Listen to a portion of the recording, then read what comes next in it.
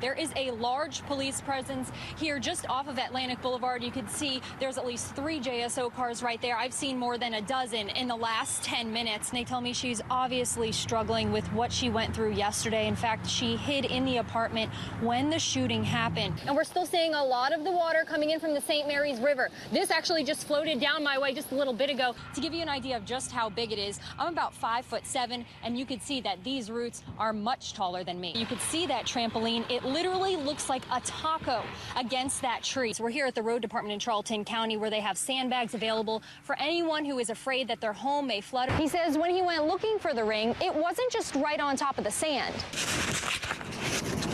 He said he had to dig down a few inches to find it. She says she's not sure if this piece of metal was put there on purpose or on accident. So she contacted the candy bar's manufacturer and also the sheriff's office. The commanding officer says these littoral combat ships are fast. The USS Detroit goes about 40 knots, which is about 48 miles per hour. They're going to be able to send 40 kids and 40 chaperones to this Sunday's Jags game.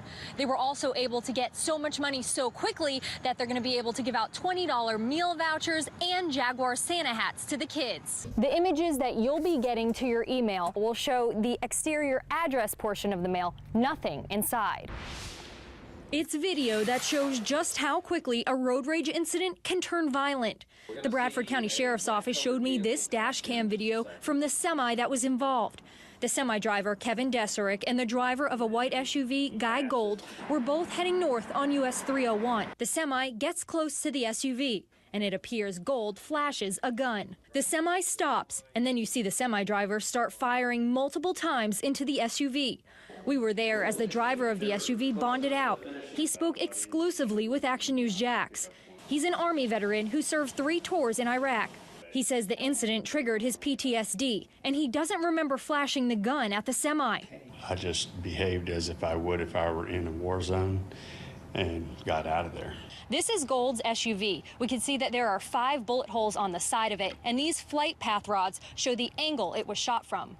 The one was horrifically close to being one that could have killed either me or my wife or both of us. Gold says this was a wake-up call for him.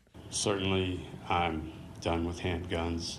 Reporting in Bradford County, Deanna Feb, CBS 47, Action News Jax. And around 6:10 this morning, he was dropped off here in this abandoned firehouse parking lot. Then he walked across the street over to the Brown home, knocked on the door, and asked for help. 7-year-old Brian Williamson is safe tonight after police found him here at a home off Hammond Boulevard.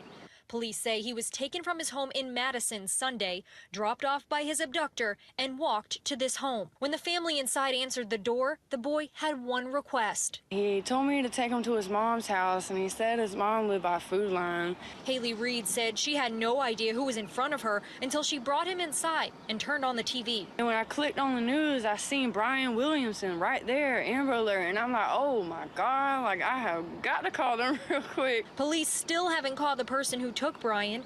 Action News Jax got exclusive video from a neighbor. It's dark, but that neighbor says police believe this is the vehicle used to abduct him. The neighbor who showed us this tells us JSO downloaded it as evidence. They say it matches the time the boy was dropped off.